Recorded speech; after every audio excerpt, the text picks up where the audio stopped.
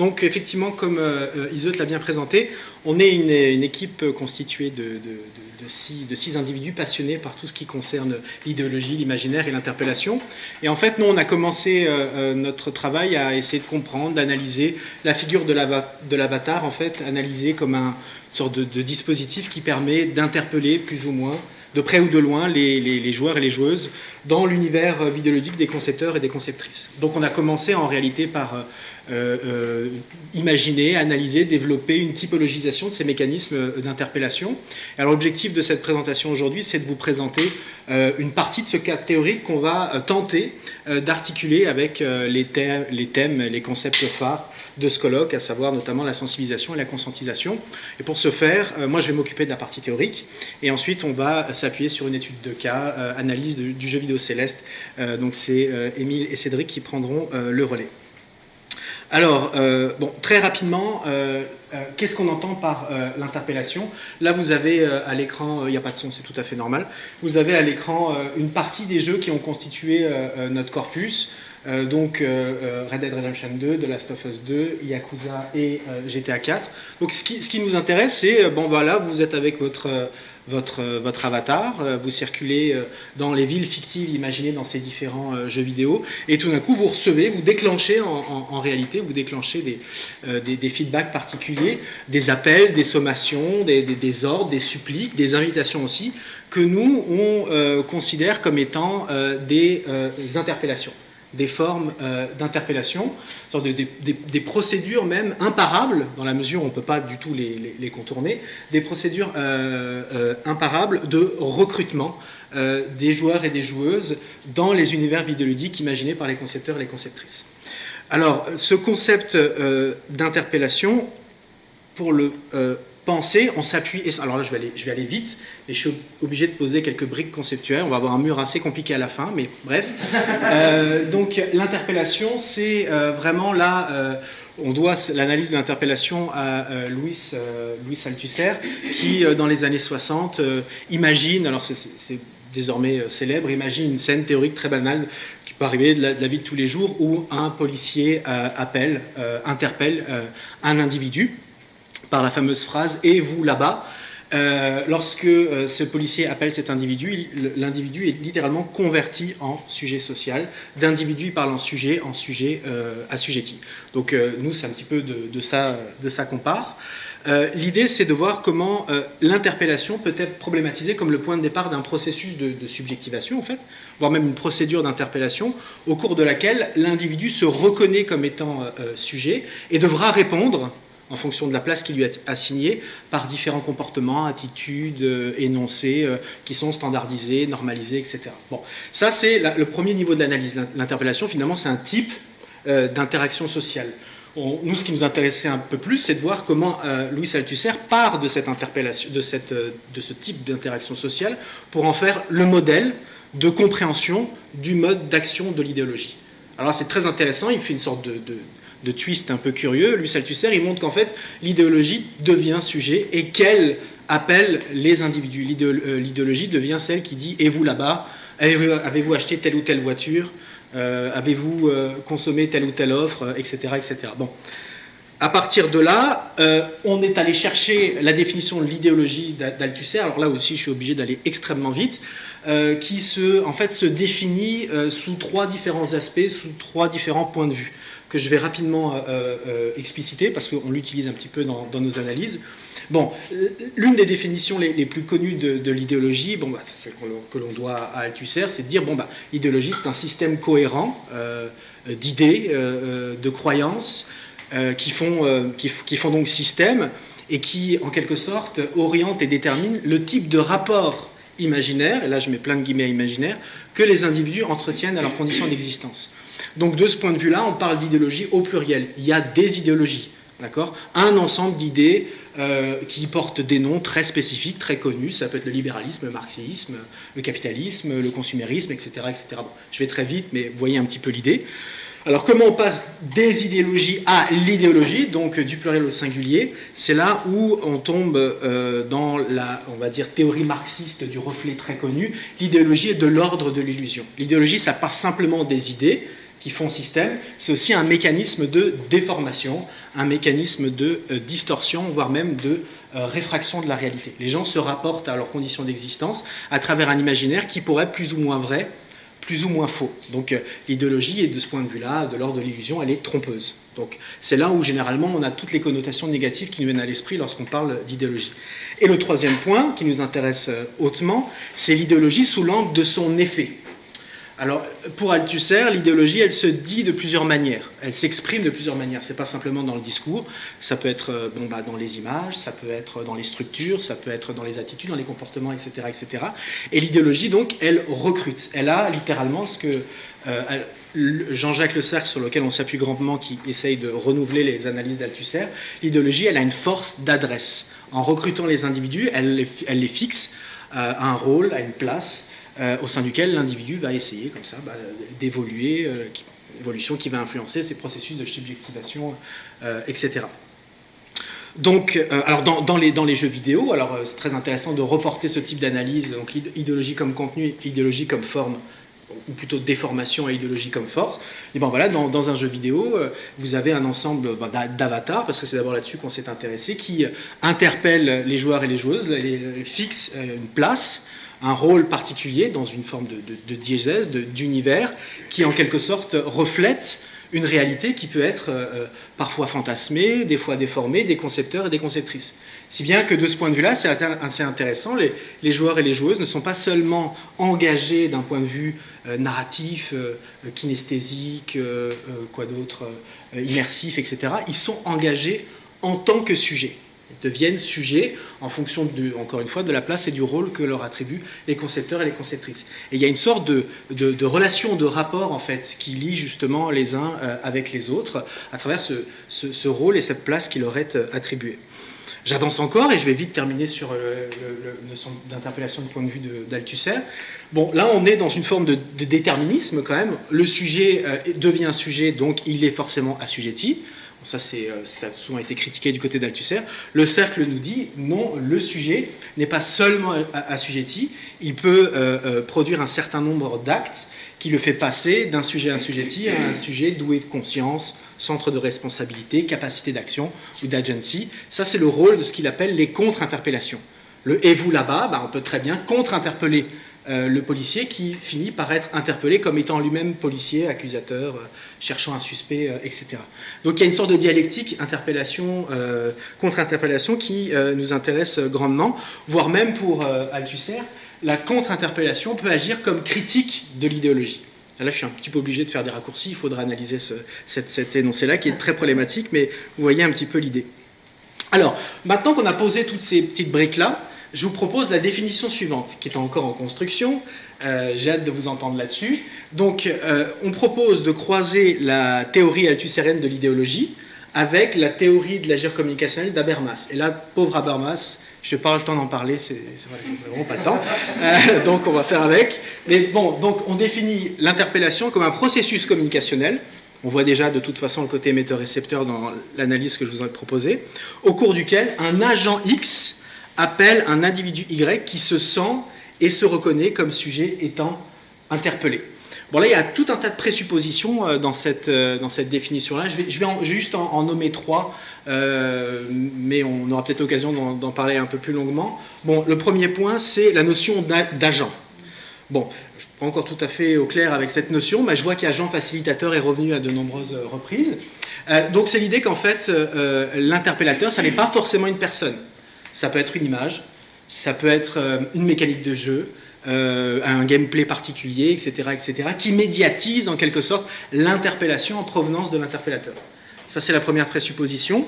La deuxième, c'est la notion, on l'a mis entre guillemets, d'appel, là qui est une référence à la fonction appellative du langage, en référence là aux travaux du psycholinguiste Karl Bühler, qui a lui-même influencé Roman Jakobson, qui lui appelle conatif. Bref, la fonction appellative, c'est celle qui se manifeste lorsque quelqu'un cherche à attirer, à capter l'attention d'une autre personne et à influencer son vécu psychique, sa vie affective, émotionnelle, quitte à provoquer des comportements normalisés, standardisés. Ça, c'est la fonction d'appel sur laquelle s'appuie notamment Habermas pour penser l'agir communicationnel. Et la troisième présupposition, puisqu'on parle d'Habermas, c'est que L'interpellation est un type d'agir communicationnel qui n'engage pas des prétentions à la vérité, mais à la reconnaissance. On a remarqué qu'on travaille encore un petit peu ce passage-là parce que ce n'est pas tout à fait évident, mais c'est dire que pour que l'interpellation fonctionne, il faut que la personne se reconnaisse comme étant le sujet interpellé. Et donc, dans le passage de l'un à l'autre, il y a des attentes normatives du côté de l'émission de l'interpellation, du côté de sa réception, qui sont partagées, qui sont mutuelles, qui peuvent être antagonistes. C'est là où on propose donc d'articuler cette interpellation, la définition qu'on a proposée, avec les deux grands concepts de ce colloque. Bon, donc essentiellement d'établir un lien avec la théorie critique de Paulo Freire. Bon, je ne vais pas revenir en détail dessus, ça a été très bien présenté hier, mais enfin nous, ce qui nous intéresse, c'est évidemment ce concept de conscientisation, voire même plus de conscience critique. Bon, c'est de dire que la conscience critique, c'est la capacité d'intervenir dans le monde social afin de le transformer. Bon, nous on voit qu'il y a dans la contre-interpellation, il y a en quelque sorte puisqu'on le place du côté de la praxis, il y a des correspondances assez intéressantes à tisser avec l'idée de conscience critique. Donc elle suppose qu'on s'engage dans une praxis et qu'on essaie de transformer la situation dans une situation particulière, dans une situation donnée. Alors voilà, donc on pose que la sensibilisation qui vise à éveiller l'attention autour de thèmes, de problématiques sociales, de contradictions sociales, on pose que la sensibilisation résulte de l'appel impliqué dans le processus d'interpellation qui capte donc l'attention de la personne interpellée, et on pose que le processus de contre-interpellation, de conscientisation, vous voyez, moi-même je me mélange dans mes concepts, se développe lorsque la personne justement est prise dans un agir, donc qui se manifeste à travers différents types de contre-interpellation, qui permet à la personne de prendre conscience de la place qu'on lui attribue en fonction du type d'appel auquel elle est contrainte. Donc les contre-interpellations constituent autant d'actes, si vous voulez, au cours desquels les contraintes assujettissantes peuvent devenir des contraintes capacitantes. Nous, c'est vraiment là-dessus qu'on assiste. Donc il revient en quelque sorte aux concepteurs et aux conceptrices de proposer ces contraintes particulière afin de donner une place spécifique aux joueurs et aux joueuses, donc de proposer des outils qui encouragent, stimulent tel type de contre-interpellation, lesquelles contre-interpellations, le type de contre-interpellation qui seront produites, sont influencés par les multiples appels liés à l'interpellation susceptibles d'éveiller la conscience des individus. Voilà, donc moi j'ai posé mon brick conceptuel, je passe la parole à Émile. Donc, bonjour. Donc, le jeu duquel on va parler justement pour utiliser tous ces concepts-là d'interpellation, contre-interpellation avec la sensibilisation, ça va être Céleste, qui est un jeu en fait développé par Extremely OK Games, sorti en 2018. Au final, c'est un jeu de plateforme indépendant qui s'inscrit un peu dans la lignée de Super Meat Boys, qui est au final une sorte de die and retry, où est-ce que le but au final c'est de connaître par cœur quasiment au niveau moteur de ses mains pour pouvoir passer un écran. Donc c'est des jeux quand même extrêmement difficiles. C'est d'ailleurs une thématique que Céleste va utiliser afin de parler de dépression et autres par rapport à son rapport à la difficulté et au blocage qu'on a dans notre vie. Donc au final, le jeu va nous raconter l'histoire de Madeleine, qui est une jeune femme dans sa vingtaine, qui va vivre un burn-out dans sa vie en général ou à son travail, et qui, pour enfin de se prouver, elle va aller faire une sorte de pèlerinage au mont Céleste, qui est au final dans les Rockies, au BC, afin de pouvoir justement se prouver. Elle va rencontrer des différents personnages, des non-joueurs et NPC et autres, et elle va surtout tomber sur une némésis, au final une autre version de soi, qui est de l'autre côté d'un miroir, qui va représenter ses incertitudes, son anxiété, sa dépression au sens large, et ainsi de suite. Donc, au cours du jeu, le but va être de finalement gravir la montagne en tentant d'ignorer ou de comprendre cette autre partie de soi afin de pouvoir finalement atteindre le sommet et faire la paix avec soi-même. Donc, ici, on a un exemple tout simplement du gameplay de Céleste. Comme vous voyez, c'est un jeu de plateforme où est-ce que l'erreur est quand même assez fatale. La moindre erreur, elle nous amène à mourir, mais c'est jamais absolu. Au final, au moment qu'on meurt, on recommence directement au début, non pas du niveau, mais juste de l'écran, ce qui fait en sorte que le jeu est extrêmement rapide et qui ne va pas nous matraquer la tête par rapport à nos erreurs. Donc, aussi, sinon, un exemple de pourquoi ça va démarrer. de ce à quoi le jeu ressemble, parce que aussi, bien que ce soit un jeu de plateforme, c'est un jeu portant grandement attention à sa narration. Donc ça, c'est un exemple au final de ce à quoi la narration va ressembler. Donc on voit Madeleine avec l'autre partie de elle qui provient de l'autre côté du miroir, qui, comme j'ai dit, représente justement ses anxiétés et toutes ces choses-là. Et comment je fais pour passer? OK. Donc, si on reprend les concepts d'interpellation avec la sensibilisation et la conscientisation, appliqués au domaine du ludique, vidéoludique, en fait, on pourrait parler peut-être d'interpellation vidéoludique. Dans Céleste, donc, ce qui va concerner l'interpellation, ça va être plus les mécaniques du jeu, les dialogues, les personnages en tant que tels, donc tout ce qui est le jeu indépendamment de nos actions avec le jeu, alors que ce qui est la contre-interpellation et donc peut-être la conscientisation, ça va être plutôt notre usage du jeu. Donc, que ce soit l'usage du mode assistance dont on va parler dans quelques instants, notre façon de jouer au jeu, donc par exemple qu'on fasse des speedruns ou non, ou encore les shows de dialogue, parce qu'à certains moments dans le jeu, il y a une possibilité de faire certains shows de dialogue, même bien que ce soit assez limite. Et je vais laisser la parole à cette Mais Madeleine, c'est un personnage, pour commencer, qui souffre de plusieurs problèmes de troubles de santé mentale.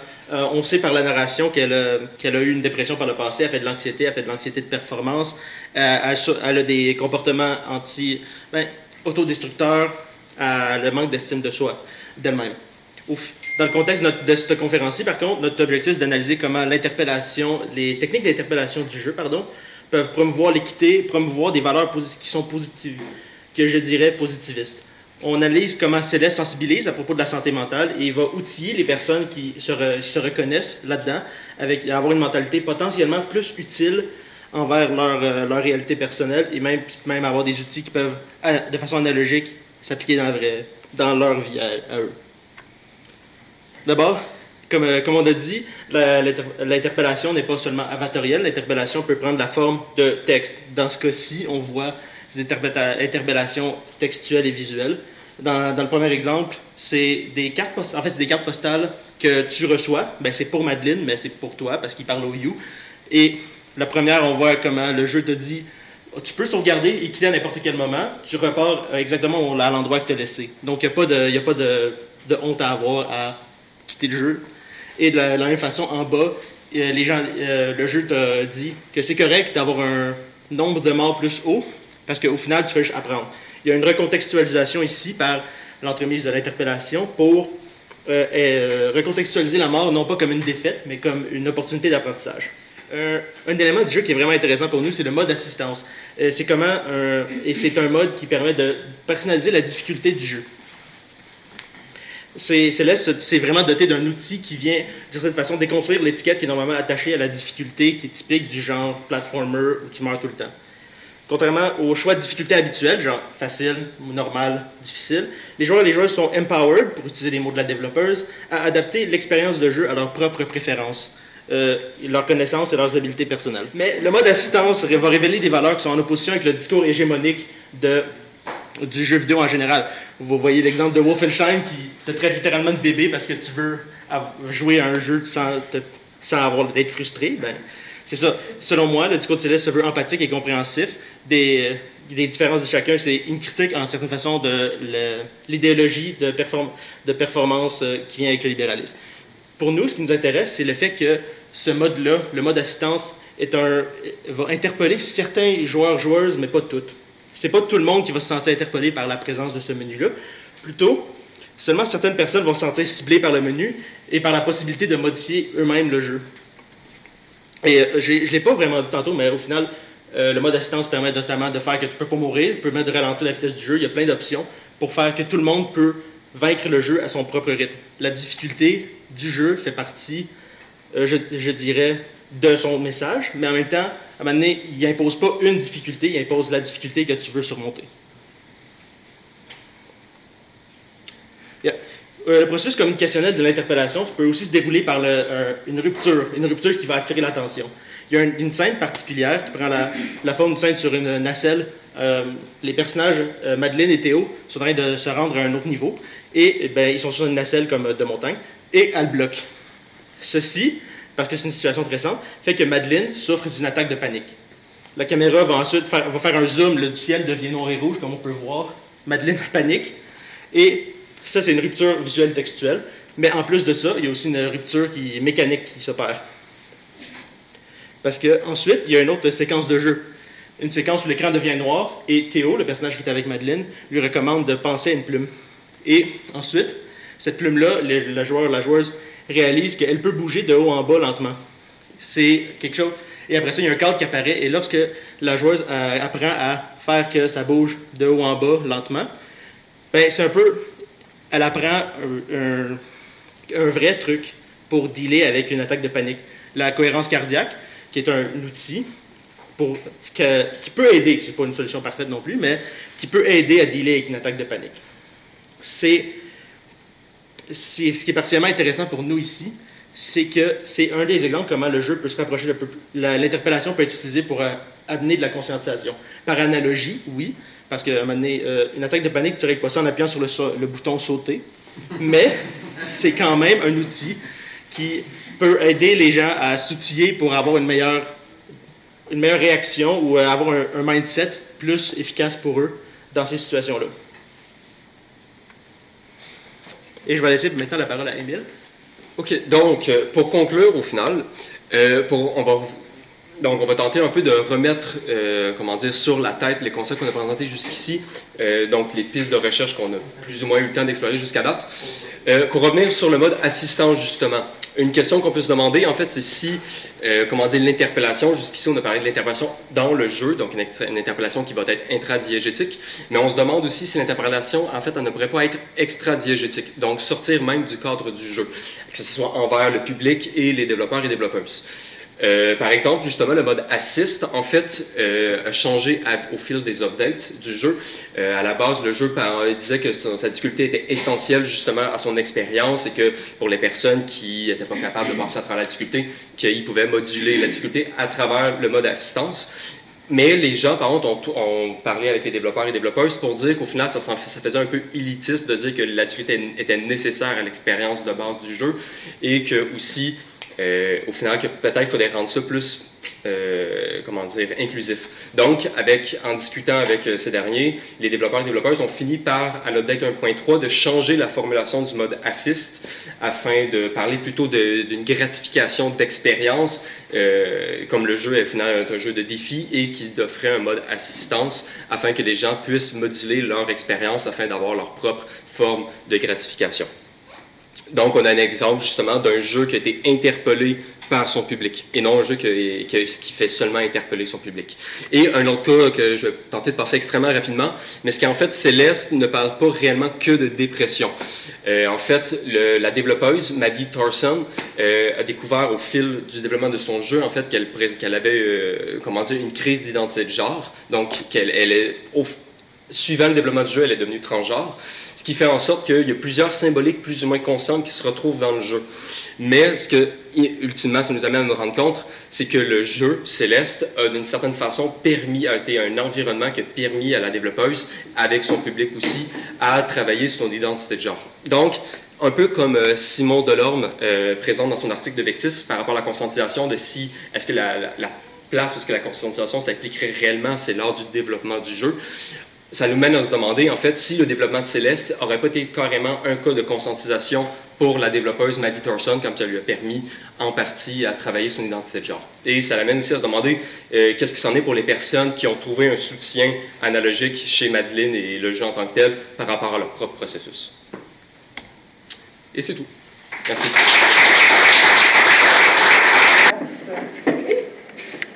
Vous avez parlé de Wolfenstein, puis ça m'intéresse parce que c'est en effet, je pense, un bon exemple, c'est de dire comme que oui, ça met en exergue, je pense, le discours hégémonique, mais je pense que de l'autre côté, ça met aussi, ça le présente un peu comme ironique, ça satirise un petit peu, en soulignant sa propre idiotie, ça invite un peu le joueur ou joueuse à se confronter avec je pense même dans une forme d'interpellation aussi, non?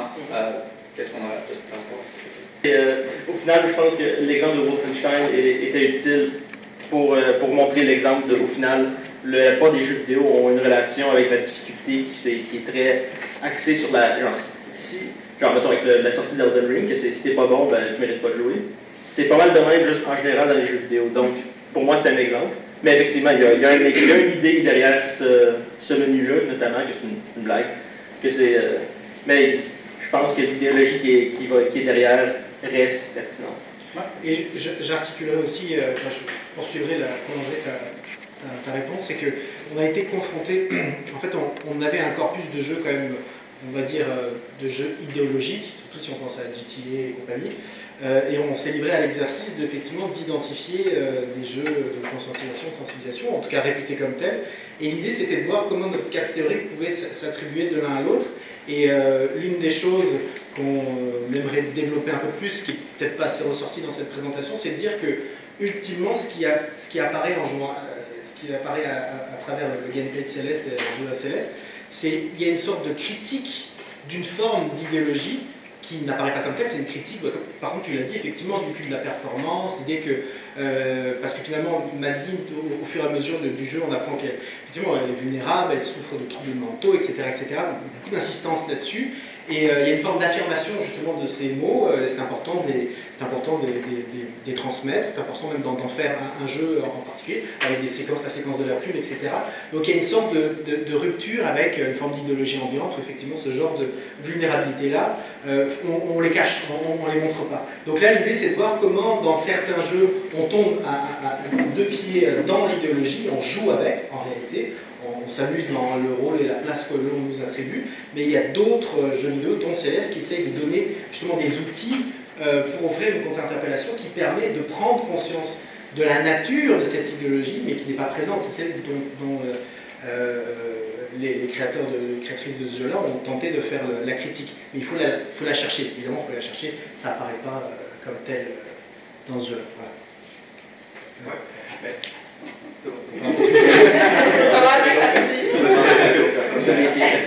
En fait, justement, l'affaire qui me fascine que votre présentation met en lumière avec Céleste, c'est que le jeu lui-même n'a pas changé, mais l'adresse par rapport à la difficulté a changé. Ça, c'est tellement intéressant quand on pense qu'il n'y a eu aucune modification de gameplay, il n'y a pas eu de balance challenging, de patch, de quoi que ce soit, mais il y a juste eu un changement dans le discours, suite à un feedback de la communauté, et tout le monde ensemble ont décidé que c'était une meilleure façon de présenter la difficulté du jeu. Évidemment, on ne peut pas savoir si grâce à ça, les gens ont plus commencé à se servir de l'assist mode ou du cheat mode, mais ça, c'est super intéressant de voir un changement systémique, disons, autour de la difficulté du jeu, qui n'affecte pas du tout le gameplay, mais qui affecte seulement le discours et qui a été créé entre les joueurs et les développeurs ensemble pour changer le discours sans changer le jeu. Ça, je trouve ça super intéressant dans un contexte de contre-interpellation puis de conscientisation. C'est pour ça que, et peut-être, Émile, tu veux certainement dire quelque chose là-dessus, mais c'est pour ça que l'idée d'interpellation extra-diégétique, on s'en est rendu compte au fur et à mesure des analyses, il y a quelque chose d'évident à aller chercher là-dedans, et ça pourrait justement être un critère de sélection des jeux dits de conscientisation, sensibilisation, c'est-à-dire pas seulement regarder ce qui se passe dedans, mais aussi regarder la communauté, les rapports entre les créateurs et créatrices et leur public, etc., pour voir s'il est possible effectivement d'avoir des relations justement de changement et de transformation. Mais en fait, je vais laisser Antoine, vu que c'est la partie justement qui est écrite. Pour rebondir là-dessus, ce que je trouvais intéressant, désolé, je fais l'une des personnes. Mais ce que j'ai trouvé intéressant, c'est que dans les entrevues que Thorson donnait, il disait lui-même, elle-même, que dans le fond, le cheat mode, il considérait ça comme si ça brisait le jeu. Puis c'était aussi, ce que je trouvais vraiment intéressant, c'est qu'elle disait à un moment donné, tu sais, le jeu, oui, c'est moi qui l'ai créé, c'est mon œuvre, mais au final, il appartient aux joueurs et aux joueuses. Donc, t'as pas, tu sais, comme Émile disait justement, ça a été un exercice de conscientisation aussi pour les développeurs. Puis, en tout cas, tout, vous pourrez peut-être mettre l'entrevue en lien sur la présentation quand ça va être diffusé sur Facebook, je sais pas. Là. Mais, tu sais, comme moi, je partais vraiment de cette entrevue-là pour analyser ensuite le mode assistance. Parce que c'est intéressant, justement, Maddie Thorson, elle disait que son rapport à la difficulté dans un jeu vidéo, quand elle était plus jeune, elle l'utilisait beaucoup afin justement de combattre en fait ses crises d'anxiété, que quand elle avait une crise d'anxiété, en fait, elle allait fuir en quelque sorte dans le jeu vidéo, justement, un jeu vidéo difficile, parce que ça allait vraiment, l'immerger dans le jeu. Donc, au final, c'est pour ça que sa vision de la difficulté était nécessaire à la base, mais en même temps, elle voulait faire en sorte que Céleste soit quand même un jeu accessible, qui était sain et bienveillant. Et je mets vraiment de l'emphase sur le mot bienveillant chez Céleste face à son public. Donc, c'est pas un feedback qui s'est fait, de ce que je comprends, c'est pas un feedback qui s'est fait, des gens se sont plaints et ils ont pris la critique. C'est vraiment un feedback qui, les développeuses et les développeurs étaient ouverts à avoir le feedback, ils ont discuté avec la communauté afin de justement tenter de mettre sur place le système, parce que le mode assist, en fait, à chaque patch, il a toujours changé par rapport à certaines choses, mais sa syntaxe, elle a changé à la patch 1.3, mais les autres patchs, ils ont changé un peu. Il y a des options qui ont été ajoutées, des options qui ont été enlevées, certains équilibrages qui ont été refaits, plus d'options, et ainsi de suite. Peut-être une dernière question, vu qu'on est déjà un peu en retard. Je vais essayer de faire vite. Déjà, merci pour la présentation, c'était très intéressant. Le jeu Céleste, je trouve qu'il y a tellement de trucs à dire à propos de ce jeu. Et en fait, je voulais rebondir sur votre utilisation du terme interpellation. Donc, c'est quelque chose qu'on voit, que j'ai l'impression qu'il implique une sorte de truc très direct, on va dire. On va au contact directement du joueur de manière communicationnelle. Et vous avez montré aussi un petit moment de jeu où il y a une rupture entre, le moment de rupture avec la crise de panique. Et au cours de notre présentation, vous êtes demandé comment vous penchez sur le fait d'être dans l'interpellation directe et dans la conscientisation avec les deux pieds dedans ou alors un peu en dehors. Et je me demande dans quelle mesure ça pourrait pas être intéressant je ne sais pas si ça pourrait vous aider, mais à l'Université catholique de Louvain en Belgique, on a Nicolas Kervin de Merendre qui s'est penché sur les systèmes de guidance. Donc les systèmes de guidance, en fait, ils voient ça comme une articulation, en fait comme des systèmes de signes qui vont plus ou moins interpeller le joueur, en fait, pour l'amener à effectuer des inférences abductives, en fait. Et du coup, je me demande si ça permettrait pas, en fait, d'avoir ce petit côté un peu moins les deux pieds dans le plat, et de voir des trucs un peu plus oui, qui louvoient un peu, qui n'interpellent pas de manière directe, mais tous ces mécanismes qui vont venir happer le joueur. Je me demande si c'est quelque chose qui pourrait vous intéresser, ou donc vraiment ce dynamique intersémiotique en fait, qui communique et qui amène le joueur à... En fait, je pense que oui, c'est très juste, c'est dans cette direction-là qu'on va aller, parce que au départ, nous, on s'intéressait aux avatars, et on a un petit peu ramé, on va dire. L'avatar, il interpelle, mais finalement, on se rendait compte qu'il n'y avait pas que ça, il y avait l'espace, et puis des fois, c'est juste une ligne de dialogue, de NPC qui nous intéressait même pas, mais c'était un moment particulier. Donc effectivement, se dégager un petit peu de la figure des avatars, pour regarder, c'est pour ça que temporairement on utilise, ou peut-être moins garder la notion d'agent, pour regarder quels sont, effectivement, dans les jeux vidéo, les mécanismes portés par certains agents qui justement attirent l'attention des joueurs et des joueuses relativement, qui dépend, cette attirance et captation d'attention dépend de l'intentionnalité. Ça c'est un point très important. C'est pas quelque chose qui est, ou alors c'est de l'ordre de l'inconscient, et donc bref, qui attire l'attention en fonction de ce qu'ont prévu les concepteurs et les conceptrices. Et donc merci, nous allons regarder du côté de ce système-là. Je pense qu'effectivement ça pourrait être des plus intéressants. Merci. Super, merci beaucoup.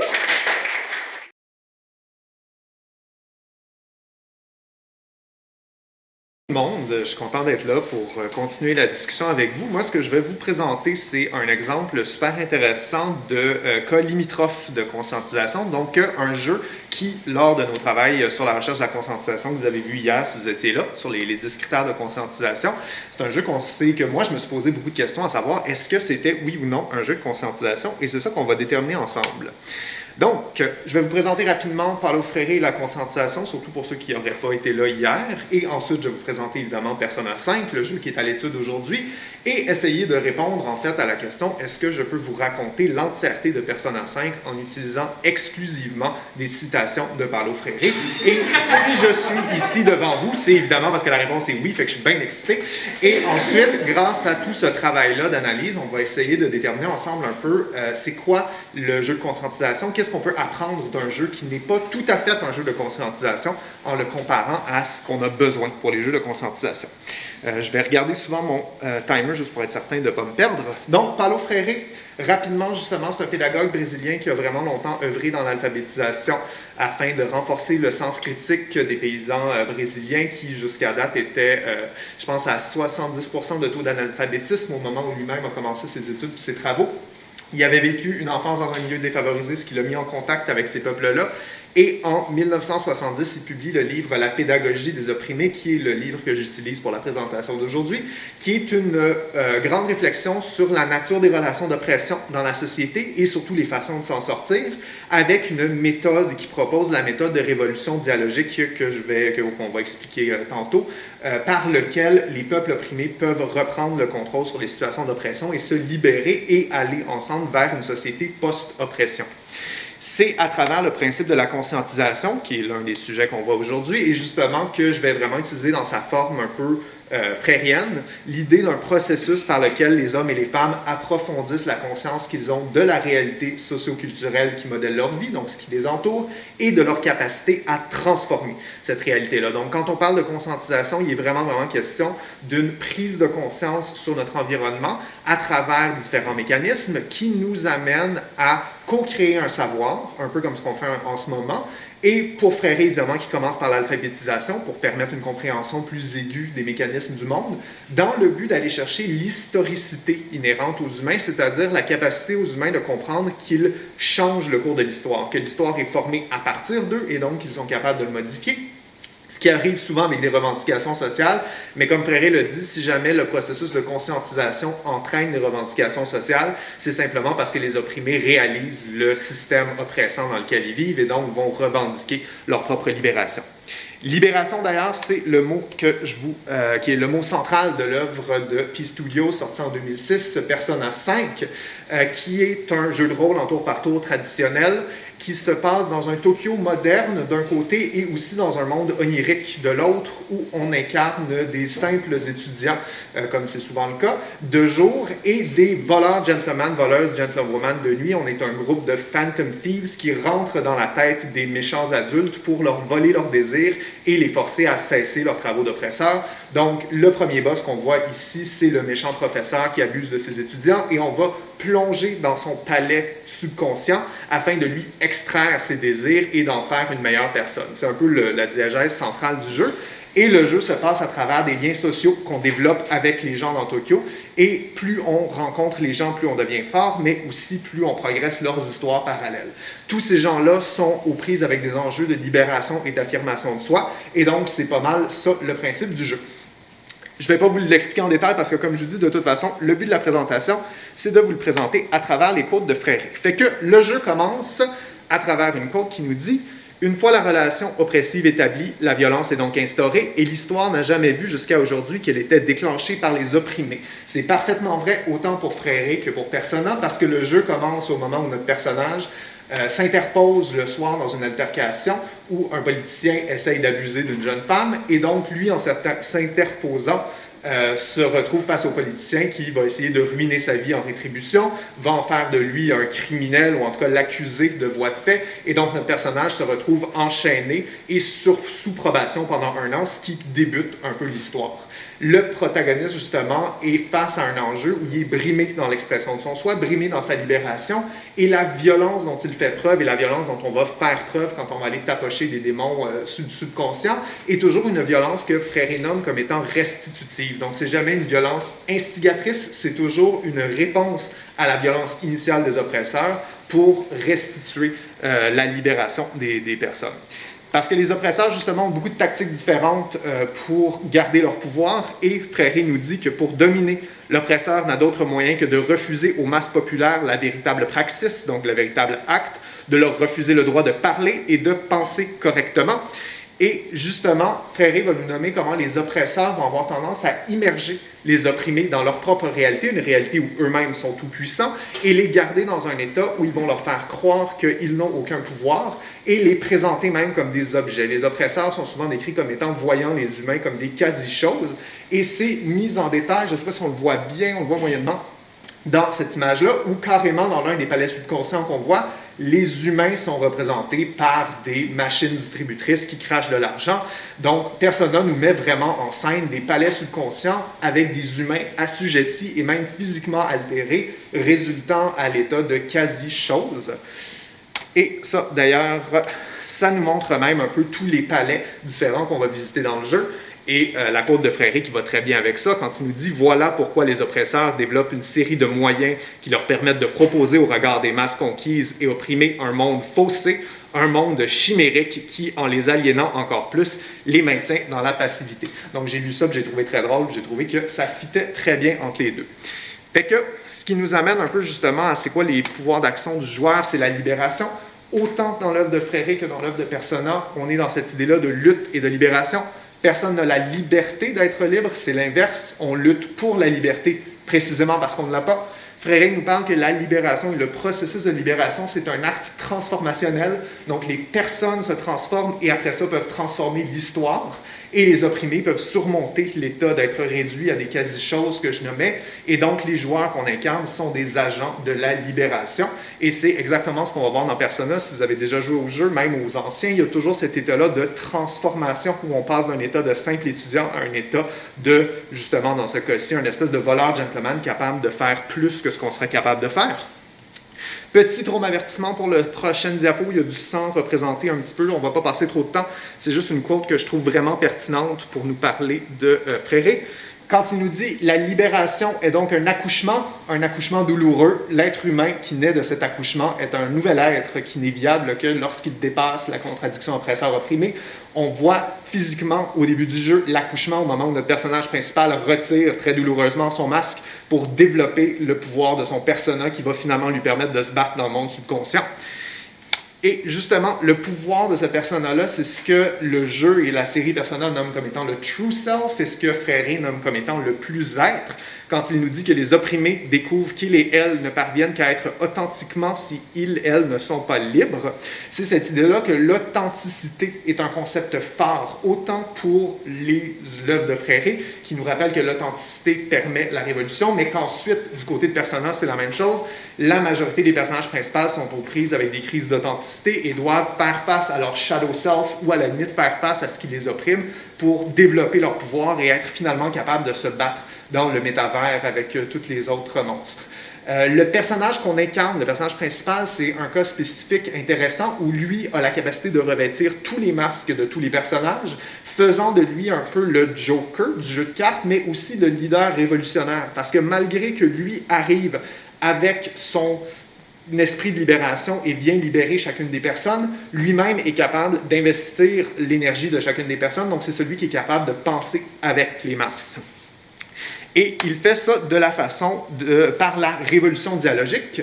La révolution dialogique, c'est le concept frérien qui nous dit que nous sommes convaincus, c'est ça, que le dialogue avec les masses populaires est une exigence radicale de toute révolution authentique. Donc, c'est une idée selon laquelle le dialogue est l'essence de l'action révolutionnaire et l'être qui dialogue est conscient du pouvoir créateur de ce dialogue-là. Et c'est aussi le cas qu'on va voir dans Persona, ce qui est très intéressant, puis ce qui est quand même unique à la série, c'est que Persona a un système de dialogue autant dans le monde réel de Tokyo, où on interagit avec les gens de la façon un peu visual novel, que dans le monde subconscient avec les démons, où la façon de recruter, de calmer et de terminer les interactions avec les démons, c'est de leur parler et en répondant à leurs questions et en devenant leurs amis. On peut les recruter un peu à la manière de Pokémon mythologiques, mais donc cette mécanique-là de discussion est autant présente dans le monde combatif que dans le monde réel. Et la discussion est absolument centrale. Notre personnage a le pouvoir de comprendre et de discuter, et donc d'entraîner sa révolution à travers le dialogue. Je vois que le temps avance, je vais peut-être passer rapidement sur celle-là. C'est juste l'idée que la révolution aussi peut être faussée, comme on l'avait vu hier. Il y a cette idée-là qu'on peut se tromper au moment de la révolution, que l'idée de la révolution, c'est pas simplement de renverser celui qui tient le fouet, c'est vraiment de dépasser la contradiction des oppresseurs opprimés, et l'un des personnages passe à travers ce système-là. Justement, Mishima, lui, décide qu'au lieu de libérer tout le monde, il préfère simplement devenir celui qui va être en contrôle de tout, et donc il faut l'arrêter d'une certaine façon. C'est une petite side quest intéressante, mais ça nous amène surtout vers la finalité du jeu. Le dernier boss, le dernier donjon, qui exemplifie la peur de la liberté telle que décrite par Fréret, quand il nous dit justement la peur de la liberté dont les opprimés font l'objet, cette peur de la liberté qui peut aussi bien les conduire à souhaiter être des oppresseurs que les garder pieds et poings liés à leur statut d'opprimés. C'est exactement ça qu'on voit. Le dernier donjon est la prison un peu de tous. Au lieu de rentrer dans la tête d'un des personnages, on rentre dans l'inconscient collectif de tout Tokyo. Et l'inconscient collectif, c'est une immense prison où tout le monde est volontairement derrière les barreaux parce que la liberté vraie et la libération est trop anxiogène pour eux. Donc, c'est les humains qui veulent qu'on choisisse à leur place. Et d'ailleurs, justement, le dernier boss, c'est Dieu. C'est souvent Dieu dans ces affaires-là. Mais dans ce cas-ci, c'est non seulement Dieu, mais Dieu qui nous dit, qui nous dit, lui, justement, si je traduis, les humains ont souhaité eux-mêmes que le Saint Graal soit un Dieu qui les dirige. pendant que Freire nous dit justement que les masses, ne croyant pas en elles-mêmes, détruites et désespérées, cherchent difficilement leur libération, dont elles peuvent voir elles-mêmes l'acte de rébellion comme une rupture désobéissante avec la volonté de Dieu. Fait qu'on est face à face entre les propos du jeu et les propos de Freire qui ont l'air de nous raconter un peu la même réalité et qui nous amènent vers la même finalité, aussi la société libérée. Telle est la grande tâche humaniste et historique des masses opprimées, justement, se libérer elles-mêmes et de libérer les oppresseurs. Au moment où tout est perdu, les humains unissent toutes leurs voix, c'est un trope animé très connu, et donc leur pouvoir collectif aux humains permet finalement de vaincre le dernier méchant, le Saint Graal, qui quitte l'humanité. Sauf que ce qui est intéressant quand même, quand on le pense d'un côté freirien, puis quand on pense à Persona jusqu'à date, c'est cette idée-là qu'on n'est pas en train de rétablir le statu quo. C'est pas simplement mettre l'empereur à terre et remettre le bon roi sur le trône, c'est quand même la représentation physique de tous les désirs humains qui vient d'être anéantis d'un coup. Donc les humains sont nécessairement et désormais libres de vivre dans une nouvelle société. La fin de Persona se termine aussi techniquement par la fin du métavers, donc l'endroit où se trouvent tous les désirs et les mythes humains. Donc on les amène vraiment aussi dans une société post-mythe, post-oppresseur et logiquement une société libérée. Fait que c'est ça, c'est Persona 5. Est-ce que c'est un jeu de conscientisation? Non, c'est pas un jeu de conscientisation. Ben, pas tout à fait. C'est ça qui va être très, très, très intéressant à étudier ensemble, puis la raison, la partie intéressante de cette discussion-là qui va nous amener vers la discussion avec le public aussi, ça va me faire super plaisir de vous entendre, parce que je vous ai présenté quand même un jeu avec une diégèse de libération sociale forte, des mécaniques de révolution dialogique, vraiment au sens où Freire l'entend, et même campé dans la réalité des personnes. Sauf que, puis c'est ces trois petits sauf que là qui nous permettent de comme tracer un peu les contours de Persona, puis qui nous permettent après ça d'étudier vraiment plus en détail c'est quoi un jeu de conscientisation. Parce que d'abord, un des gros problèmes qui est encore à résoudre pour Persona et pour le jeu en général, c'est que c'est bancaire. Freire nous dit justement l'éducation authentique ne se fait pas de A à B ou de A sur B, mais bien de A avec B, déposé par le monde. L'éducation bancaire, c'est cette idée-là, un peu ironiquement, ce que je suis en train de faire en ce moment, où j'ouvre votre tête, je dépose du savoir, je referme votre tête. Je suis le savant et vous êtes les apprenants. J'ai les clés de tout le savoir et vous êtes les personnes qui ne les avaient pas. Évidemment, c'est pas tout à fait ça, mais c'est surtout dans le contexte de l'éducation des années 70 au Brésil, ce qu'il reprochait énormément, où c'était beaucoup d'apprentissage bancaire unidirectionnel. Et c'est quand même un peu malheureusement ce qu'on va voir dans Persona dans la mesure où les choix sont relativement illusoires dans le jeu. C'est sûr qu'on peut choisir comment est-ce qu'on passe notre temps, quels démons on apporte, quels amis on sauve, mais tous les choix nous amènent au même endroit. On est quand même dans une structure de RPG où ça va toujours aligner les mêmes boss et nous amener toujours à la même finalité. Le joueur n'est pas appelé à changer, à créer, à partager, à développer le jeu d'aucune façon. Fait que même si le dialogue est très, très, très présent au sein du jeu, à partir de notre personnage vers les autres, le dialogue entre le joueur et le jeu est un peu indéfinissable. Puis au contraire, il est même peut-être déjà empoisonné. C'est ce que Freire nous donne aussi quand il nous parle d'invasion culturelle. Il faut faire super attention avec ça quand on parle de jeux de conscientisation et de jeux de révolution. Quand il nous dit c'est pourquoi les leaders révolutionnaires ne peuvent se constituer en dehors du peuple délibérément, cela les conduirait à une invasion culturelle. L'idée de l'invasion culturelle, c'est la réappropriation des codes de la révolution par les oppresseurs. Et c'est vraiment très cool que Persona, ce soit un jeu qui parle de révolution sociale à la freirienne, mais c'est quand même un jeu créé par Atlus, la super méga corporation de jeu, qui a vraiment tout à gagner que la structure capitaliste reste en place pour qu'on ait un Persona 6 et un Persona 7, et éventuellement Persona Dancing All Night qu'on attend tous qu'on attend tous beaucoup. Donc, Persona reste une marque avec ses codes, avec ses attentes, avec ses redevances, et ses redevances à une grande structure qui ne peut pas endosser complètement les thèmes que le jeu met de l'avant. Donc, c'est peut-être à ce moment-là cette idée de l'oppresseur charitable qui offre la révolution, mais d'une façon édulcorée qui ne peut pas amener à la vraie révolution. Une vraie conscientisation doit se passer alors que l'éducatrice est encore présent au sein des masses et que les masses ont encore à dire dans le système et que tout le monde ensemble procède vers une libération qui est désintéressée d'un système en place. Parce que sinon, ce qu'on tombe, et ça c'est l'autre enjeu important, c'est la praxis. justement, une quote que j'adore de Fréré, un peu, là, s'il y en a une que vous devez retenir, je pense que c'est celle-là.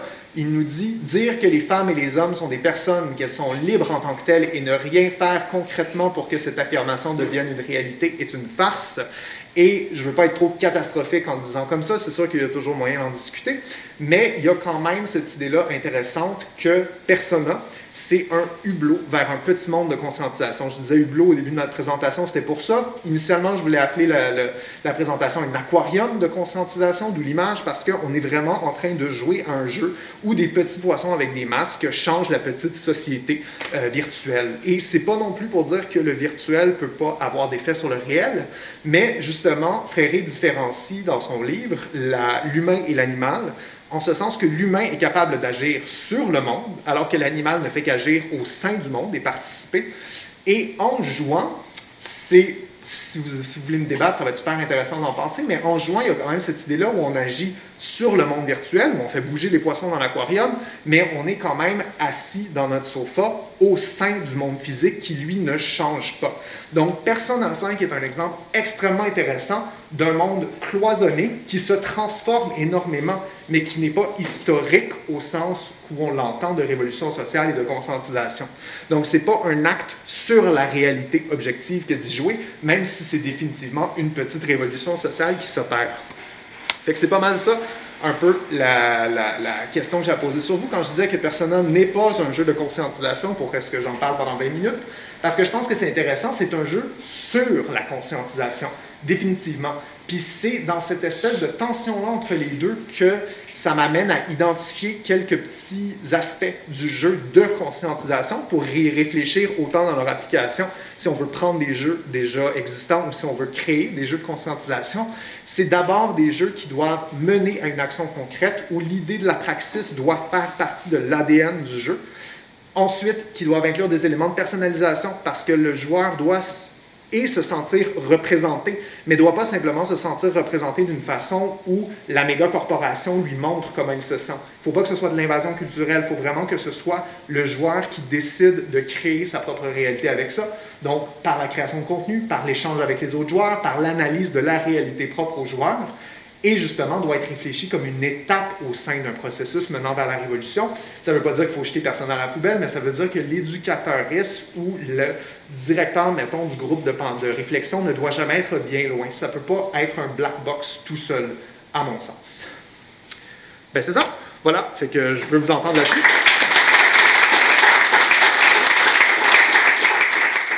Donc, on a un peu de temps pour des questions.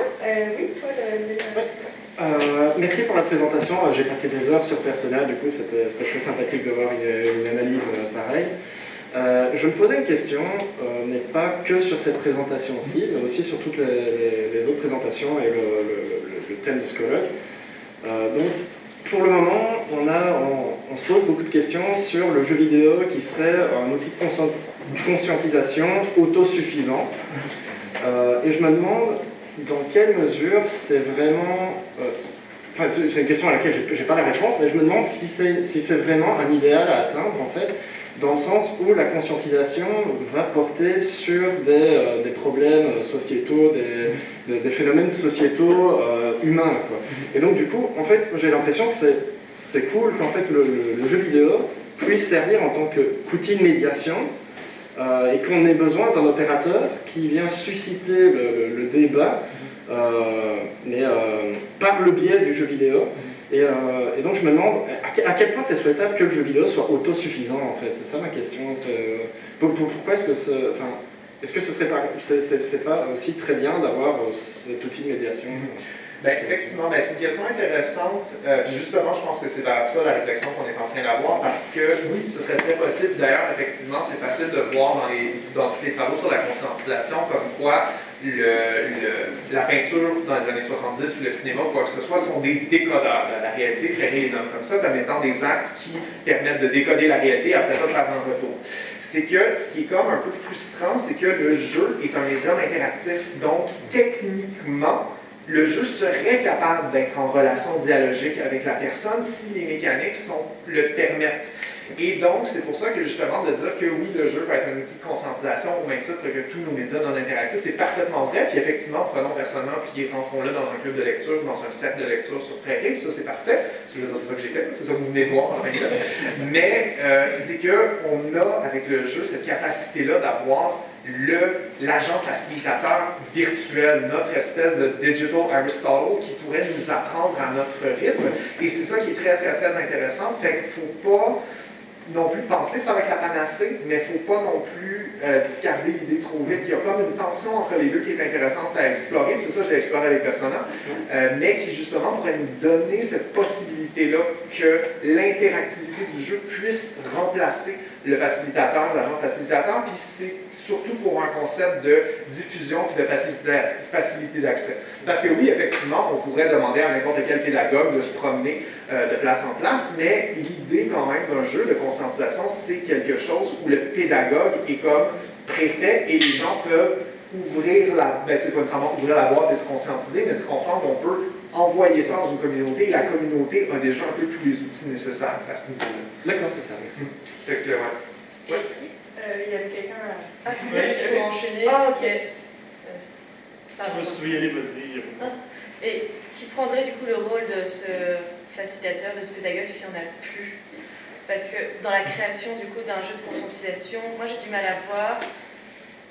Enfin, Lila, tu mettais en avant le fait que, par exemple, dans le jeu que tu as présenté, voilà, c'est plus un jeu sur la conscientisation parce que au final, il n'y a pas eu une réflexion vraiment. Le but c'était pas forcément de conscientiser. Parce qu'en même temps, ils ont des impératifs financiers. Et du coup, je me dis, pour créer des jeux de conscientisation, il faudrait qui dans l'équipe? Il faudrait des chercheurs, des pédagogues. Je me pose la question, comment est-ce qu'on peut imaginer, dans le contexte actuel, une économie qui pourrait créer ce genre de jeu? Est-ce que c'est envisageable? Est-ce que c'est possible? Comment est-ce qu'on ferait ça concrètement? C'est ça. Je me pose la question. Exact. Économiquement, je pense que non, il ne faut pas le penser dans un contexte économique, mais si on parle de conscientisation au sens pur, on parle aussi d'anticapitalisme, un peu en deçà, fait que cette idée-là qu'il faut comme sortir des considérations économiques.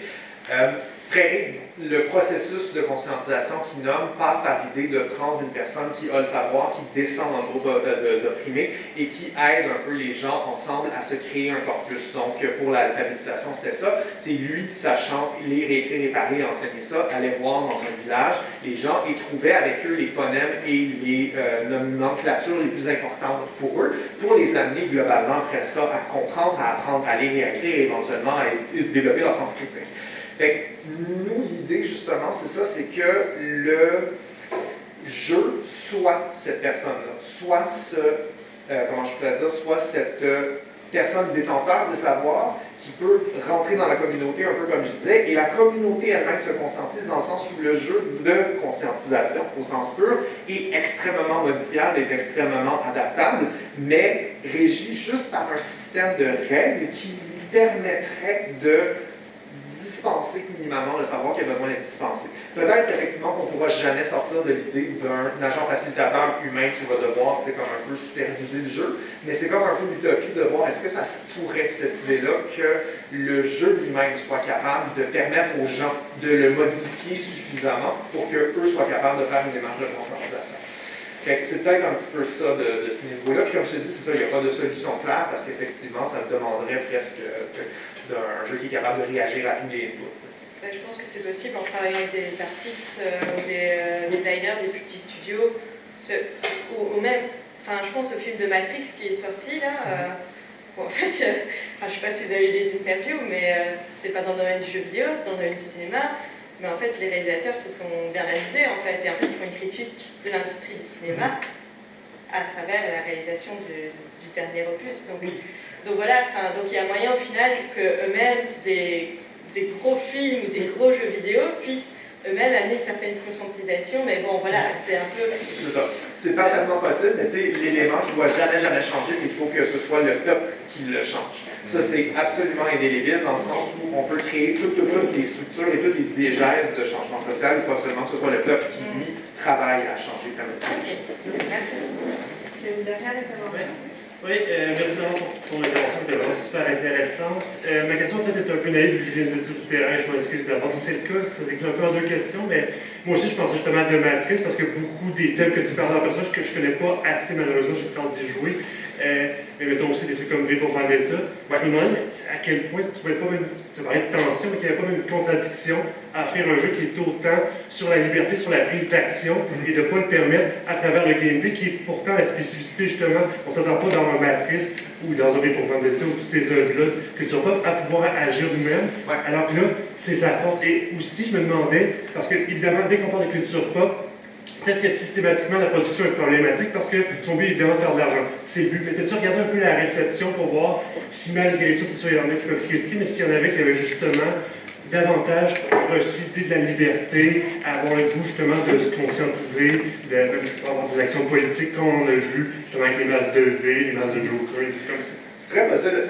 Je te dirais, j'ai pas fait d'études de réception de personnage. Ça serait effectivement la suite naturelle de ça, savoir est-ce que ça a été fait. La seule chose que je sais des réceptions de personnages, c'est qu'ils ont dû mettre des petites lois en place pour empêcher les gens d'aller dans toutes les places de Tokyo qui étaient représentées, parce que le café dans lequel on passe la majorité de notre temps est un vrai café.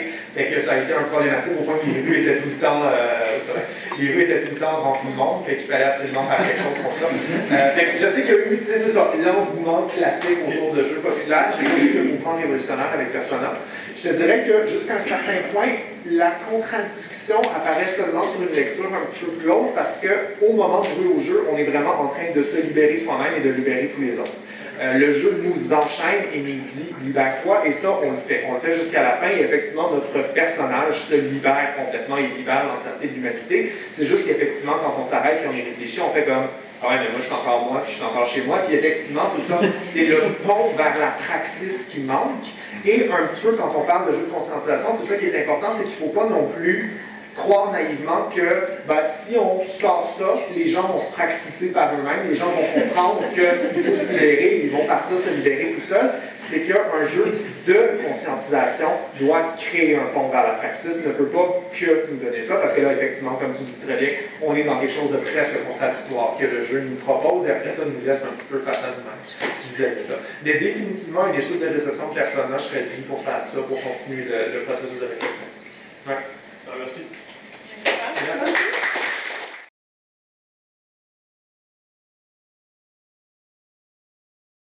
Je m'en viens vous parler de Cyberpunk 2077 et principalement de du fiasco qui entoure sa production et sa sortie, et du phénomène Cyberbug 2077 qui est un peu la réponse des fans à ce fiasco-là. Donc on va voir comment les fans se sont praxisés pour critiquer l'industrie qui abuse justement des patchs, mais aussi de plein de choses qu'on va voir là dans le courant de la présentation. Fait que je vais juste essayer de speedrun la controverse en elle-même pour qu'on puisse se situer. Alors moi, j'ai tombé dans le panneau, le gros hype marketing, tout le kit, monde écœurant. Puis évidemment, j'ai vu le trailer du E3 comme tout le monde. Et ce qu'on nous a présenté en commençant, ça ressemblait à ça, en 2018. In 2077, they voted my city the worst place to live in America. Main issues, sky-high rate of violence, and more people living below the poverty line than anywhere else. Fait que ville futuriste écœurante. Can't deny it, it's all true. But everybody still wants to live here. Un écosystème vivant de NPC qui circule partout. Might be a lie, an illusion. But it's there, just around the corner, and it keeps you going. Alors c'est ça, on est dans un story-driven, open-world RPG, dystopie cyberpunk assez classique, avec des inégalités sociales mur à mur. It's a city of dreams. Et on va incarner vie à la première personne. Là, on va faire tout un ensemble de missions à travers lesquels on va s'opposer à une corporation, un Evil Corp, qui contrôle le marché des augmentations corporelles. Et évidemment,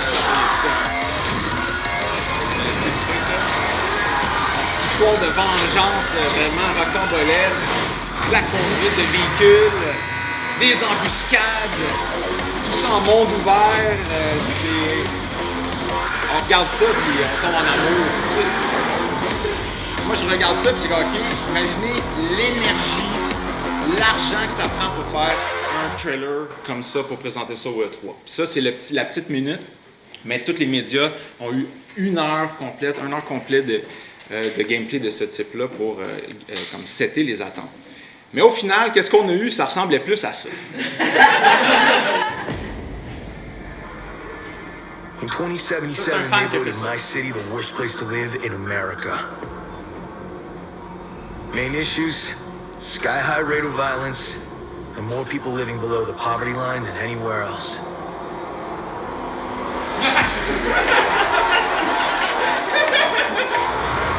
Can't deny it, it's all true. Donc, une physique complètement déréglée, shadow casting à douter, des textos qui rentrent pas, des problèmes de collision, des détections de collision, des collisionneurs qui sont juste pas là, des personnages qui flottent dans le vide, ici des détections de collision qui fait qu'on a des boosts, personnages nus, des ragdolls qui donnent le relais, des textes manquants, des zones du monde ouvert qui sont complètement pas terminées.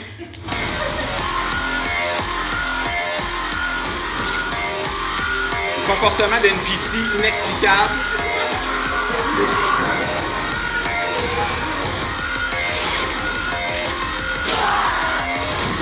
Des armes qui vont pas être rendues dans les mains des personnages joueurs. Et tomber en dessous de la carte, c'est amusant, il y en a à la top. Donc Cyberbug, voici ce qui aurait dû être présenté au E3. Pour être une compagnie franche avec son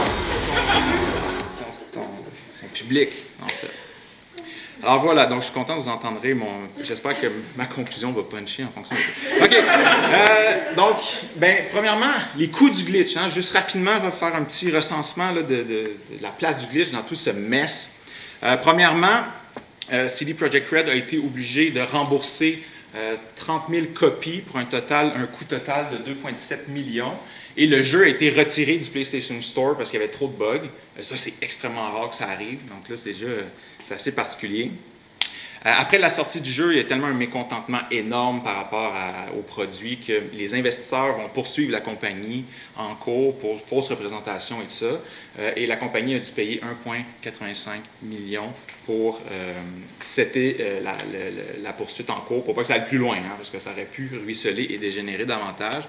L'action de CD Projekt a planté de 40% exactement au moment de la sortie du jeu, là, en décembre 2020. Alors, ça ressemble à ça, déjà le portrait de la controverse.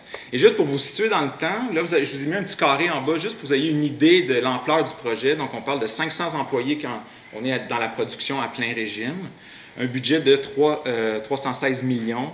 Et dans les 3 premières semaines de sortie du jeu, on parle de 13,7 millions de copies vendues, avec 8 millions en pré-vente, c'est quand même énorme. Puis 41% des ventes étaient sur console, et c'est sur console que ça a pété le plus. Fait que 50% des gens qui ont acheté le jeu en pré-vente attendaient juste de le downloader le soir même, puis ça a planté royalement. Et des revenus de vente de 820 millions pour un profit approximatif de 500 millions. Et ça grimpe là encore aujourd'hui. Fait que, OK, on est dans ce genre de logique capitaliste-là, puis de cash à cette envergure-là. Alors, pour vous situer dans le temps, on reçoit l'annonce du jeu en 2012. Et ce qu'il faut comprendre, c'est qu'avant la production de Cyberpunk, CD Projekt était encore en train de travailler sur The Witcher 3 Wild Hunt. Et en plus de ça, il faut ajouter les 2 expansions qui étaient aussi en production. Fait qu'on peut comprendre que la production était à un rythme assez slow au début. C'est vraiment juste à la fin de 2016 que l'on va rentrer dans le cycle de production comme tel du jeu, avec tout le staff de CD Projekt, pas juste une portion du staff. Et le démo que je vous ai montré est sorti justement en 2018, et c'est là qu'on va annoncer la première date de sortie du jeu, qui était le 16 avril 2020. Après ça, on repousse une autre fois. Finalement, ça va être le 17 septembre que ça va sortir. Ah non, finalement, ça va être le 19 septembre. Puis là, on nous dit, la version Gold est là, on s'en va printer le jeu, ça s'en va ses tablettes, c'est prêt. Finalement, si c'est pas prêt de pantoute, va falloir qu'on attende encore jusqu'au 10 décembre, et c'est là que ça va sortir pour vrai. Et version Gold, on repassera, là, c'était tout croche. c'était tout proche, on va se le dire. Et ça a pris, on reçoit encore des patchs constamment, mais day one, on avait déjà une méga patch, des hotfix cruciaux. On en a eu 3 dans les premières semaines, puis après ça, on a des patchs, ça arrête plus. OK, fait que c'est ça la réalité. Hein. Le glitch, c'est un peu ça qu'il y a en arrière du glitch. Hein. OK, et il y a un autre truc qui est assez choquant dans le contexte de production de Cyberpunk. Moi, je me réjouissais de savoir, en 2019, que CD Red Projekt allait dire on n'imposera pas le crunch à notre staff. OK? On veut faire différemment de Witcher 3. On est rendu une bonne compagnie qui fait attention à son staff. On ne mettra pas de crunch. Finalement, un petit peu plus tard dans l'année, pour rejoindre la date de sortie de novembre, on impose le crunch. Puis comme vous savez, ça a sorti en décembre. Fait qu'on a eu des mois de crunch alors que c'était supposé ne pas être une obligation. Déjà un gros problème. Autre truc, la fausse représentation. Donc, quand on achetait le jeu en pré-vente, ça c'était la page à laquelle on faisait face et vous pouvez voir tout un ensemble de consoles qu'on nous promet. Hein? Et principalement Xbox One, PS4, ça va rouler sur des vieilles générations. Les nouvelles générations s'en venaient. En novembre, on a la Xbox Series X puis la PS5 qui s'en venait. Fait que là, on comprend, là, OK, pour atteindre les tablettes en même temps que la nouvelle génération de consoles, on va rusher la production pour être sûr d'arriver à temps pour que Cyberpunk, ça devienne le jeu des nouvelles générations de consoles, puis que les ventes, ça rime avec le marché de l'industrie des consoles. Puis évidemment, on voulait atteindre les tablettes avant Noël parce que c'est tout le temps les meilleurs moments de vente. Il ne faut pas oublier ça. Alors, bon, Xbox One, PS4, let's go, on achète ça en pré-vente, on nous dit que ça va fonctionner. Et puis, on voit ça en plus, avant que le jeu sorte, on voit de la promotion sur PlayStation, ça c'est du footage sur PlayStation 4 Pro, mais là, déjà ça c'est un gros red flag. Plusieurs vont remettre en question cette vidéo-là, soit en disant que c'est potentiellement du matériel PC avec du graphique downgradé pour que ça ressemble plus console des vieilles générations, mais on ne peut pas vraiment le valider, parce que moi, à travers mes recherches, je n'ai pas été capable de le valider. Mais sinon, c'est du footage de PS4, mais choisi extrêmement méticuleusement, dans des portions de la ville qui fonctionnent bien. C'est super lent, hein, la caméra ne va pas trop vite, le véhicule ne va pas trop vite. Il ne faudrait pas que le rendu commence à vraiment travailler, parce que là, ça ne le ferait pas vraiment. Et il y a des embuscades là-dedans, tout ça, donc ça devient un peu louche. Hein. Donc, c'est ça qui est l'idée de fausse représentation. Fait que quand ça a pété, ben là, on a commencé à remettre en question tout le discours marketing autour de Cyberpunk. Et là, on va avoir la petite vidéo piteuse du CEO qui va dire « Oh, on est désolé, on ne voulait pas faire de peine à personne, on s'en veut tellement. » Puis là, pensez, il y a 5 millions de profits dans ses poches. Moi, ça m'enrage. Là, il fait son petit piteux, mais là, il est dans du damage control mur à mur. Là, il faut qu'il gère les glitches. Là. Il n'y a plus le choix parce que sa compagnie perd du capital de réputation. Et tranquillement un peu du capital financier aussi. Puis là, il va nous dire, parce que là, on revient sur la question des consoles, il va nous dire « Our aim was to make the game look epic on PCs and then adjusting it to consoles, especially old gens. We knew the hardware gap, yes, but ultimately, I think that the time has proven that we've underestimated the task. » Bien évidemment, on l'a vu, c'était tout croche l'affaire. « Every change and improvement needed to be tested and, as it turned out, our testing did not show a big part of the issue you experienced while playing the game. » Déjà pas mal louche. Impossible que tu n'aies pas vu ça. Et effectivement, PC Gamer va relayer un rapport qui prouve que le staff était très au courant que ça ne marchait pas sur console et qu'ils l'ont signalé, mais qui n'ont pas été écoutés parce qu'il fallait sortir sur les tablettes à temps pour Noël et la nouvelle génération de consoles. Et là, dans un rapport post-mortem, il y a 20 employés de CD Red Projekt qui vont se prononcer de manière anonyme auprès de Jason Schreier pour Bloomsburg. Ils vont dire pourquoi ça a dérapé, entre autres. Donc, le scope énorme et un scope qui était instable. On ajoutait, on retirait des features constamment. Ce qui fait qu'il y a eu des conflits de vision aussi au sein de la compagnie à un certain point. L'échéancier était irréaliste, puisque ça a forcé le crunch, alors que c'était pas supposé, alors qu'il était supposé avoir une belle politique non obligatoire à cet égard. Il y a eu un problème de planification, donc le team a dû grossir extrêmement rapidement pour passer à 500 employés, mais CD Red Projekt n'avait jamais travaillé avec un staff aussi gros, et qu'il y a eu du problème de management dans le staff comme ça, et c'était largement understaff aussi. 500 employés pour faire un jeu gros comme ça. Juste pour donner une idée, Red Dead Redemption 2, on est dans au-dessus de 1500 employés sur 8 ans de développement.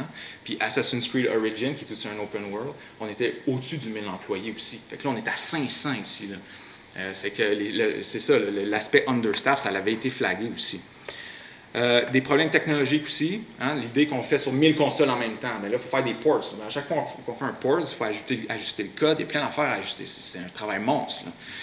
Fait qu'il y a ça. Puis l'engine qui avait été développé pour faire The Witcher 3 n'était pas adapté pour faire du first person, combat au corps à corps comme ça. Donc, il a fallu aussi modifier l'engin de jeu en cours de route, ce qui fait en sorte que nos outils de production, il faut les transformer pendant qu'on produit un jeu. Fait qu'il y a eu beaucoup de ralentissements de production qui sont liés à ces problèmes technologiques-là. Et aussi, les devs vont dire qu'il y a eu beaucoup trop d'emphase sur le marketing. Le trailer du E3, justement, ça a coûté des fortunes, ça a pris un temps fou à faire, puis le staff, disons, aurait dû travailler sur la prod pendant ce temps-là.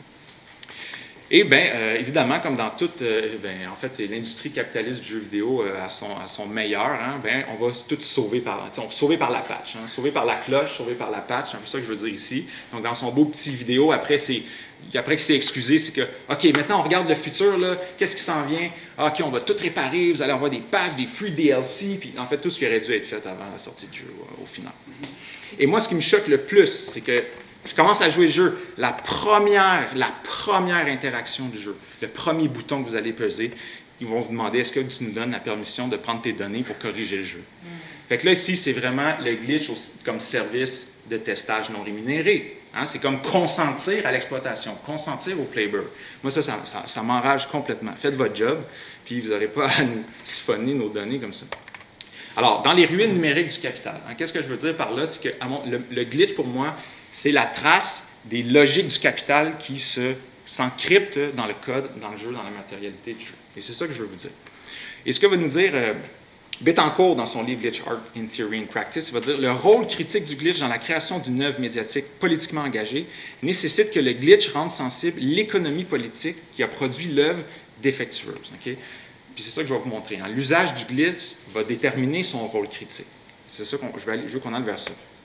Pour que les dimensions productives de l'œuvre, c'est-à-dire sa physicalité, les supports matériels nécessaires à la production, les coûts économiques associés à sa fabrication, distribution et présentation, et donc pour que ces dimensions productives-là émergent dans l'expérience, eh bien, il faut que les aspects de la production doivent devenir le centre de l'attention. Et ceci est une question de contenu et de contexte et non pas de forme. C'est-à-dire que le glitch a sa forme, le glitch a son esthétique, le glitch a sa manière de se présenter. Mais ce qui va déterminer son potentiel critique, c'est comment il relate avec le contenu du jeu, puis comment il s'ancre aussi dans le contexte dans lequel j'interprète mon expérience. Puis c'est pour ça que le cyberbug devient critique versus d'autres expériences du glitch, des mêmes glitches qui ne le sont pas. C'est ça que je vais vous montrer dans la prochaine diapo. Donc, juste continuer ici la citation. Ce n'est que lorsque les œuvres glitchées sont comprises comme affichant cette altérité, c'est-à-dire la présentation des aspects productifs que normalement on essaye de cacher. On ne veut pas voir la production apparaître dans le jeu, on essaie de rendre ça transparent et tout ça. Alors, ce n'est que quand cette altérité-là se manifeste que des potentiels de dissidence esthétique et politique peuvent émerger. Hein? C'est ça, cyberbug, dans le fond. Hein? C'est de se saisir du glitch pour le prendre comme un tremplin pour de la dissidence esthétique et politique. Et c'est ça qu'on voit avec notamment les vidéos que je vous ai montrées au début.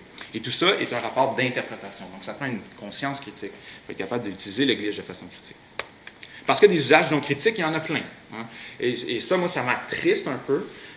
Et c'est pour ça que j'appelle ça ici célébrer, rire et capitaliser sur les traces de l'exploitation. C'est-à-dire que toutes ces vidéos qui nous font des compilations de glitch de cyberpunk qui sont super drôles, avec des petites musiques comiques, ce qui fait qu'on est crampé, on a tous ri dans la vidéo que je vous ai montrée. Hein. Le fait qu'on rit de ça, ben, c'est de rire du crunch forcé, c'est de rire de l'exploitation, c'est de rire de toute cette économie politique en arrière à travers laquelle les travailleurs et les joueurs se font avoir. Donc pour moi, ça c'est très choquant. Et même aussi, tous ces fameux glitches qui permettent d'exploiter le système juste pour devenir meilleur, hein, avoir plus d'argent rapidement, pouvoir monter d'expérience à l'infini pour pouvoir après ça tout acheter puis devenir meilleur dans le jeu. Tout ça aussi, c'est profiter de l'exploitation pour façonner son expérience de jeu. Donc quelque chose qui m'attriste là-dedans. Mais ce que vous voyez ici, c'est un usage critique du glitch. Donc la vidéo de Cropcat va vraiment remettre en perspective tout le discours marketing autour du jeu, puis il va alterner ça avec les mêmes glitches que je vous ai montrés tantôt. Puis là, ça prend un sens complètement différent, puis vous allez le ressentir. Puis avec la petite musique triste en arrière, moody, dark un peu, ça met ça encore plus sombre en fait. Puis c'est ça pour moi les ruines numériques du capital. Hein? C'est le dérapage de cette industrie-là qui abuse son staff, qui fait qu'on voit ça. Donc le glitch devient la trace de cette exploitation-là dans le cadre du jeu. Puis il y a quelque chose de triste puis de désolant quand on voit ça, à mon avis. À mon avis. Puis c'est les mêmes glitches au final. C'est les mêmes glitches. C'est juste que d'un côté, il y a un usage critique, puis de l'autre, il y a un usage un peu plus politisé, hein, de se saisir justement du glitch comme altérité dans le jeu pour en faire un outil esthétique, politique pour passer un discours critique. Puis après ça, on s'en va sur YouTube et on agit dans l'espace social, dans l'espace médiatique pour essayer de faire du changement, de minimalement conscientiser les joueurs à l'exploitation, au crunch, puis à toutes ces pratiques abusives de l'industrie AAA. Et c'est moins drôle, hein, quand je le dis de même. Mais c'est ça, en fait. C'est ça le glitch, c'est ça le potentiel du glitch, c'est de s'en servir pour creuser les conditions de possibilité, les conditions de production d'une œuvre qui fait défaut, pour essayer de comprendre pourquoi il est là, le glitch. Puis quand on fait ce processus-là, puis on mobilise des chaînes d'interprétation qui ont du torque, puis qui ont de l'informatique, qui ont une conscience critique, et là, on arrive à une autre lecture. Complètement. Et je vais prendre la dernière minute qui me reste. Peut-être attends juste voir si on a montré le... Peut-être qu'on a vu... Est-ce qu'on a vu des autos qui flottaient dans les airs? Ouais, ok, c'est ce bout-là que je voulais inciter. Mais regardez ça, c'est complètement ridicule. Là, une route qui mène complètement nulle part. Donc ça, c'est vraiment parce qu'il y a du travail bâclé qui doit être fait pour meet les expectations de la compagnie. Fait que certains joueurs vont dire de manière ironique, c'est peut-être le jeu le plus cyberpunk qui a jamais existé, parce qu'au final, c'est la corporation qui abuse des joueurs puis qui fait que ça se reflète dans le contenu, donc ça résonne parfaitement avec le discours anti-corporation, ou ouais, ça dépend du type de gameplay que vous prenez, là, mais le discours justement autour des corporations dans cet univers cyberpunk. Alors, ben, dans ma tête, moi j'ai utilisé cet outil théorique-là pour... on peut en reparler, parce que je n'aurai pas de temps de tout déployer, là, parce que le temps file, là, je suis déjà à mon 20 minutes, mais juste rapidement dire que c'est ça, moi j'ai fait, bon, dans ma revue de la littérature, j'ai consolidé toutes les théories politiques du glitch, puis j'ai fait une espèce de carte comme ça, qui polarise les concepts, et qui me permet de situer des expériences du glitch sur la map pour réfléchir, dans le fond, leur substance politique. Hein, puis d'un côté, puis c'est ce que j'ai essayé de vous montrer avec le trailer de Cyberbug, que je trouvais vraiment intéressant de reprendre le genre communicationnel du trailer pour attaquer le marketing, puis montrer comment il y a des fausses promesses à travers tout ça. Et j'ai pris la théorie des jeux de la multitude, puis des jeux de l'Empire, de Dyer Whiteford et de Puter, dans Games of Empire, pour montrer comment différentes expériences du glitch pouvaient sculpter des sensibilités politiques qui étaient très différentes, pour des mêmes glitches, hein, vous avez vu les deux. Puis d'un côté, ben, c'est ça, l'aspect plus multitude, mais c'est une façon d'interagir avec le glitch, de l'interpréter puis de travailler avec lui, qui va être dans une subjectivité qui est beaucoup plus non capitaliste, voire même anticapitaliste dans certains cas, mais là, ça reste à valider, ça prend des études pour le faire, mais on a ce sentiment-là, on pourrait dire, où il s'agit plus de défendre le commun, hein, de défendre les joueurs aussi, les communautés, en tant que consommateurs qui sont pris dans un système de libre marché, d'autonomiser les communautés de fans par rapport à l'industrie, de tomber dans une logique de coopération sociale, parce que les glitches que moi je vous montre, c'est pas juste un fan qui consolide ces glitches, c'est une communauté qui se les partage et qui les réutilise pour faire des montages, puis ils ajoutent leur pierre à l'édifice, puis on arrive avec des instances de discours comme ça que je vous ai montré. Et là, on a une attitude critique, exploratoire, plus hacker, c'est pour ça qu'il est plus dans la logique d'exploration et de redirection du sens pour passer un message critique. Et le glitch devient ici un outil, c'est-à-dire un artefact qu'on s'approprie pour travailler un discours. Et je vais terminer avec ce volet-là.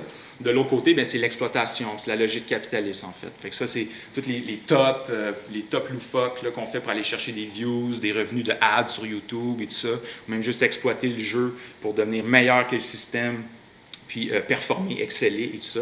Mais là, on est dans une subjectivité qui est beaucoup plus néolibérale. Hein? On investit pour avoir un retour. On défend le capital, que ce soit du capital de jeu qu'on veut sécuriser, mais du capital financier, littéralement, qui peut venir, je vais l'ajouter ici, qui peut venir de l'industrie aussi. Là. Et donc, on cherche à contrôler le glitch et à s'en servir pour optimiser les systèmes, optimiser le code, le logiciel. C'est pour ça qu'on tombe dans le recodage à un certain point. Donc, c'est ça, on tombe toujours dans l'individualisme cupide, l'attitude d'investisseur qui attend un retour sur son glitch. Et le glitch devient ici une marchandise qui peut vraiment servir à sauver des coûts de production, hein, massivement en fait, comme on a pu le voir, mais aussi à générer du capital d'une certaine façon. Alors voilà, donc je vous laisse là-dessus, avec au plaisir d'en discuter davantage, et voici la bibliographie des sources universitaires. particulièrement comment tu as réussi à nous faire passer de genre des gros éclats de rire à comme une culpabiliser. Il n'y a rien eu de shaming pour passer le message. C'était bien aimé, j'ai bien aimé ça. Donc, on enquête déjà pas mal sur le temps de la pause, donc on va peut-être essayer d'y aller rapidement, puis vous avez de toute façon le temps en masse d'en parler. Donc, est-ce qu'il y a des gens qui voulaient poser des questions? C'est ça, je me pensais qu'il y avait la beaucoup de garde. Oui. Ben, rapidement, moi j'avais l'impression, quand je voyais toutes les controverses autour des glitches dans ce jeu-là, que ça avait l'effet de faire de la publicité. C'est par les en bien, par les en mal, et par les en, on a tellement entendu parler, fait que penses-tu qu'ils ont vendu plus de jeux? Ah, j'aurais tendance à dire oui, tu sais. C'est comme, tout le monde était curieux. Tout le monde en parle, c'est sûr, là, puis... c'est frustrant, encore plus fâchant. Mais c'est pour ça que, tu sais, parce que moi, dans ma tête, j'expliquais que le glitch, c'est un pari économique. Hein. La compagnie joue un pari économique si elle laisse des glitches dans son jeu. Peut-être que les fans vont les reprendre, il va y avoir du speedrunning, une communauté qui va se former, puis on va vendre plus de jeux. Puis en même temps, c'est de dire, ben oui, c'est sûr qu'on va en fâcher quelques-uns, puis ça va peut-être passer un peu rough dans certains cas, mais là, c'est un pari. Est-ce que je vais faire plus d'argent si je les laisse ou si je me demande si c'est quand même un coup de marketing. Ouais, mais je sais pas parce que là, ça fait vraiment mauvaise presse. Ben oui, c'est ça, mais dans ce pari-là, il y a la réputation de la compagnie. Vraiment. Là, ça, les fans, je sais qu'ils vont l'oublier demain matin. Le fanboy de Witcher, c'est sûr qu'ils vont embarquer dans le prochain, tout ça. Mais ça fait un petit on check pour la prochaine fois. Fait qu'il faut. Ouais. C'est un pari, Mais tu penses pas qu'ils étaient conscients qu'il y avait autant de bugs quand ils ont lâché le jeu? Fait qu'ils savaient, ils ont pris ce risque-là. Ouais, c'est plus payant de dire on va sortir à Noël pour rentrer sur les nouvelles consoles. Puis on réparera après, de toute façon, c'est de même, ça marche. Puis, on va voir à la future s'il y en a d'autres qui tentent. Ah, mais là, ça, c'est un peu extrême. Mais parce que ça devient une norme à certains points. Ah, c'est dommage. Elle devrait le prouver qu'on pourrait faire les choses comme ça. Ouais, exact. Il y a des gens qui se sont check 20 sur le niveau Sire Fabric. Elle devrait, mais finalement, non. Ouais, c'est ça. Ouais, ça, c'est encourageant. Ça montre vraiment des différents moyens de faire. Je me demande juste techniquement quelle différence il y a entre le bug et le glitch. S'il y en a une aussi. Oui, j'en fais une. Le bug, c'est grossièrement, là, très rapidement, le bug, c'est ce qui va stopper l'expérience. C'est vraiment comme un gros crash, ton jeu lâche, tout freeze, t'es soft-locké dans une zone, tu peux plus rien faire. Le glitch va faire glisser l'expérience sur un autre régime. Donc ça l'ouvre à quelque chose d'autre par l'erreur. L'erreur, c'est comme un potentiel qui ouvre d'autres choses. Ça peut être interprétatif, ça peut être ludique, ça peut être des nouvelles mécaniques de jeu, mais ça ne va pas bloquer, figer, arrêter l'expérience. En gros, c'est la distinction.